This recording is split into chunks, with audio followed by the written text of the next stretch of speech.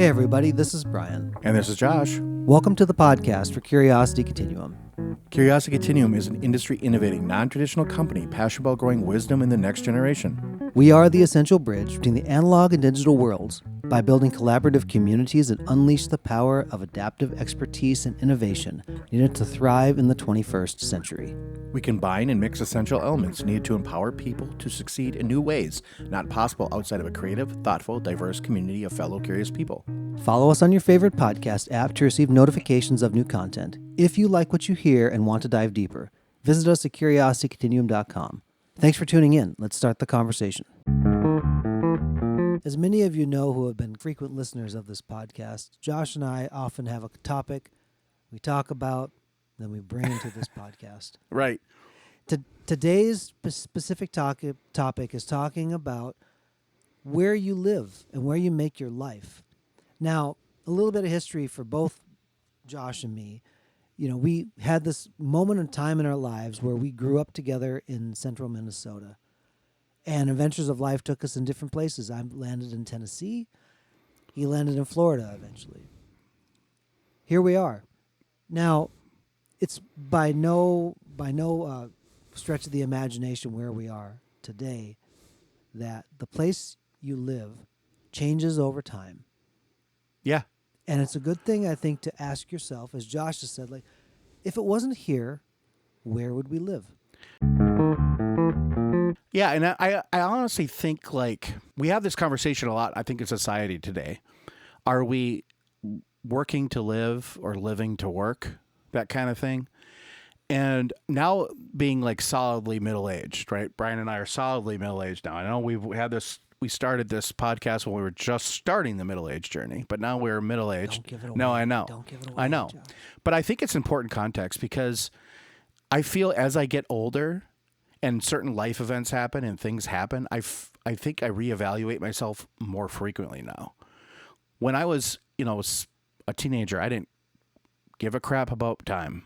I'll be honest. I didn't care. When I hit my 20s, it wasn't really that big of a deal. When I hit 30, I actually had a problem that day. But 40 was like no big deal to me. But as I'm getting even older and like I'm seeing my parents' age, my nieces and nephews' age, other friends' age, and I look at some people I know and I'm like, man, that guy looks old. And then I'm looking in the mirror, I'm like, wow, that's me too. That kind of thing. I think I reevaluate, is this where I want to be? It's almost like the to be or not to be question.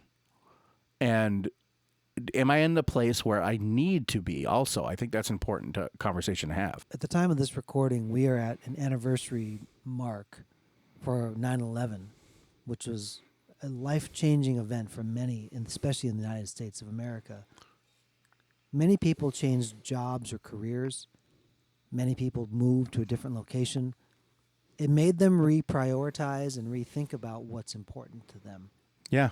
When you hit middle age, I think a part of that is you realize that you're not infinitely set up for the next 100, 200 years. There's a limited time, which, as we've talked about many times on this podcast, the constraint of something actually makes you choose differently, but choose better, because there are constraints on your choices. So I know for myself, as I've looked at things, where do I want to be? What's important to me now, from now to the end of my life? There's different components of economics, relationship, social things, all those type of things that will go into it. Those components start to kind of change how they're weighted into the equation. My stepdad, who coached me because he was a retired executive coach, I had the privilege of being one of his last clients. He talked about the theaters of life, and the theaters of life were those places where you had goals or priorities that made up who you were and what you did. Financial, social, economic, relational, all those different kinds of things, physical. Right. Well, you start to reevaluate those things pretty hard. And I'll tell you, one of the things that really makes you do your life a certain way is where you live. Yeah.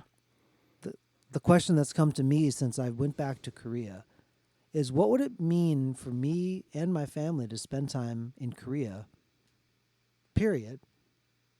And the question following is what it would mean to spend time over there more often.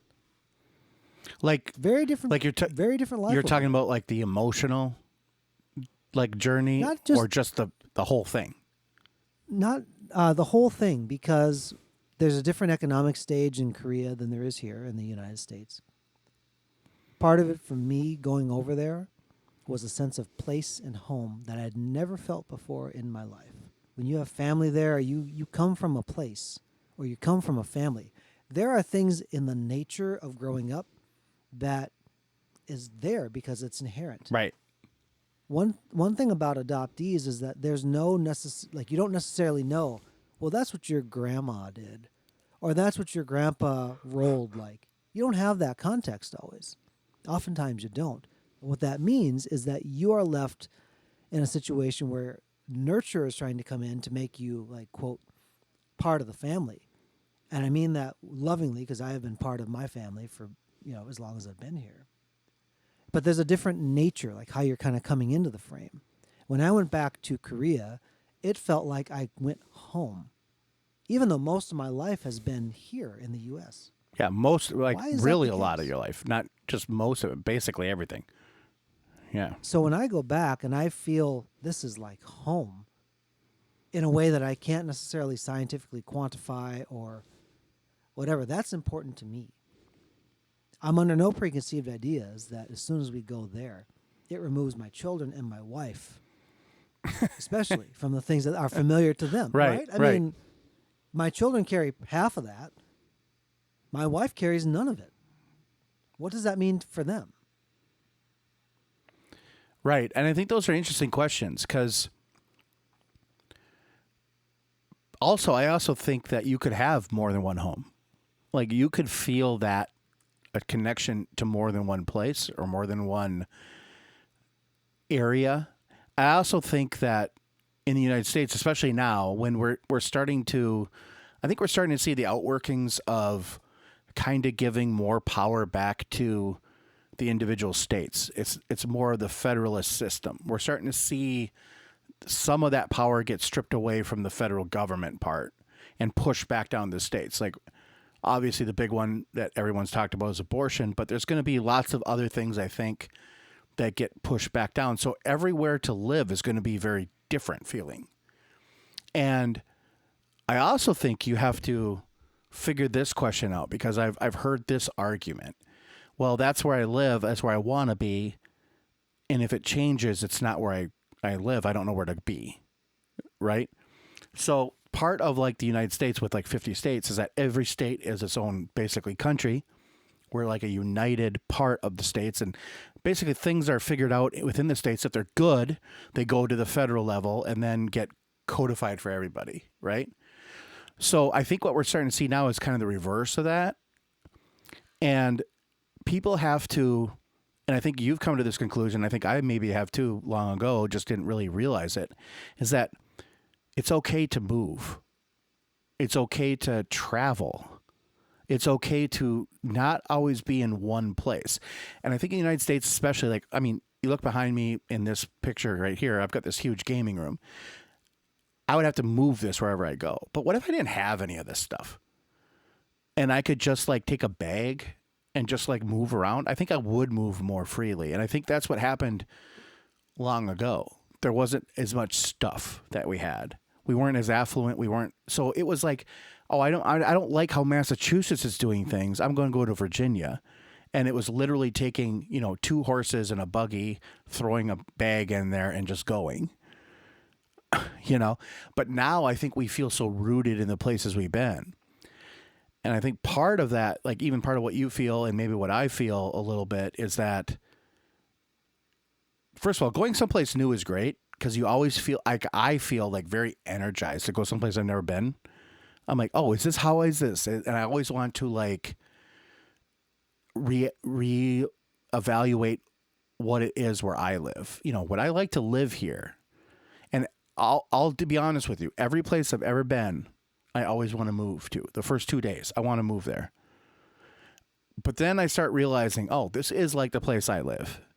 Or here's the realities of living here. Right?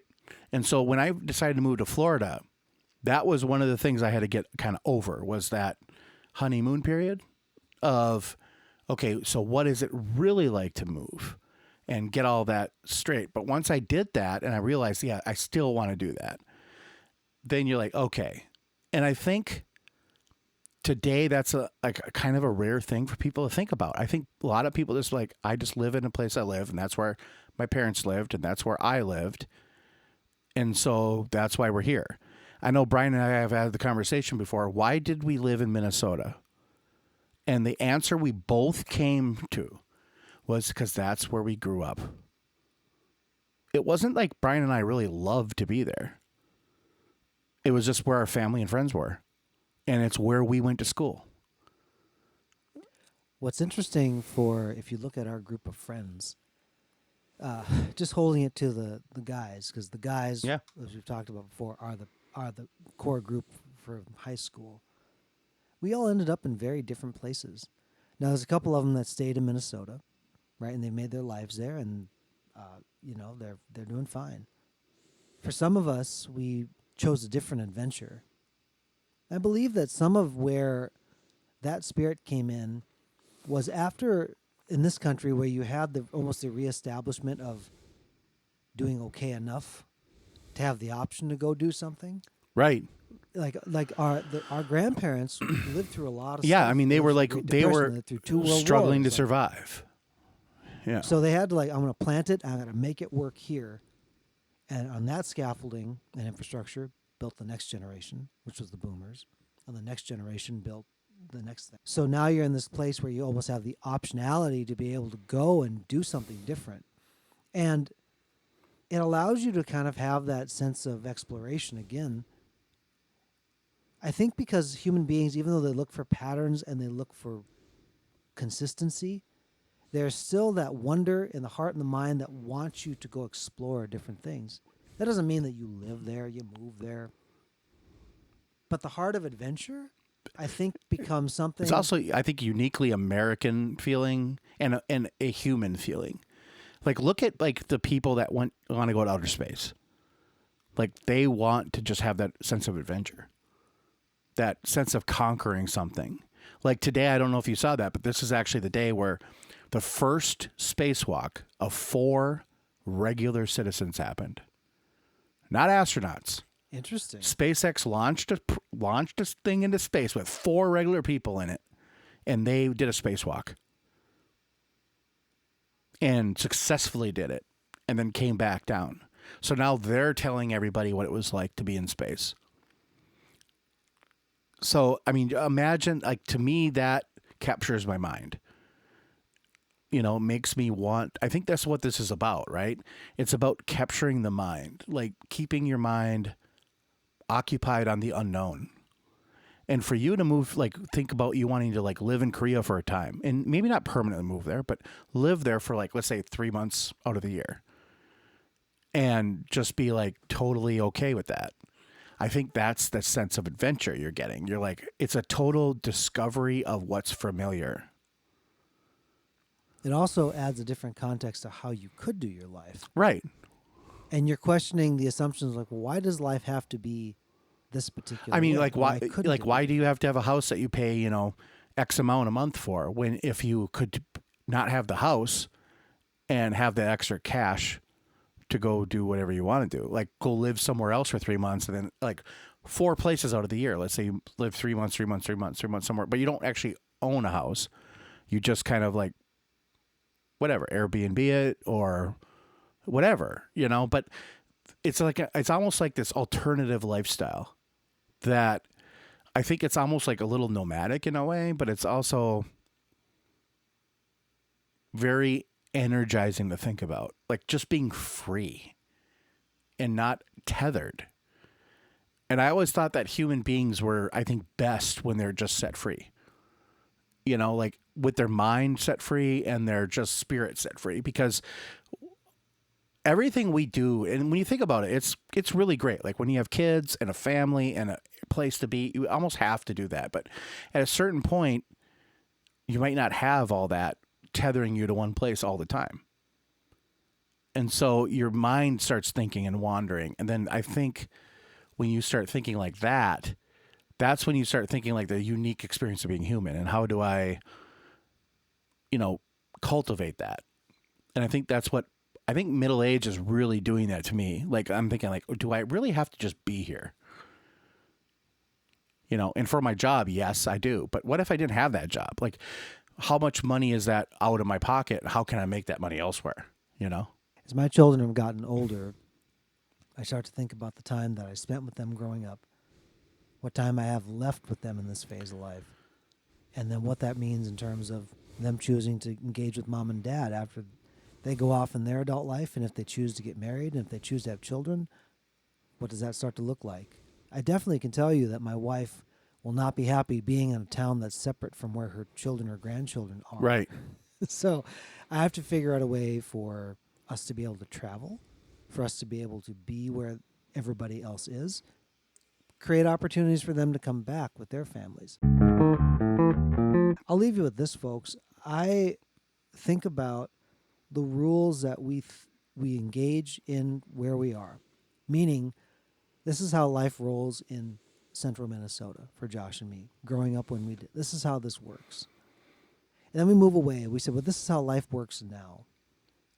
And we've seen enough population movement and changes in things and how cities develop and many different other things. Like, this is how life works here now. And sometimes you choose to change with it. There's many cities and instances where you will have the example where life has changed so much, it's a different life.